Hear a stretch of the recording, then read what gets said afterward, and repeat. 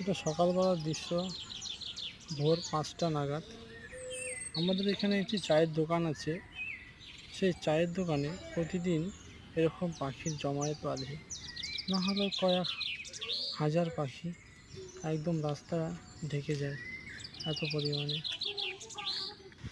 তো যতদূর সম্ভব তো আমি এই ভিডিওগুলো ক্যাপচার করছি। দেখুন মুরগিগুলো, বাচ্চাগুলো কি সুন্দর, কি সুন্দর দৃশ্য। পিলিপিলি মুরগির ডিম থেকে এই বাচ্চাগুলি হয়েছে। বেশি আগামী কালকেই হয়তো হয়েছে। দেখুন আজকে কি সুন্দর চলছে।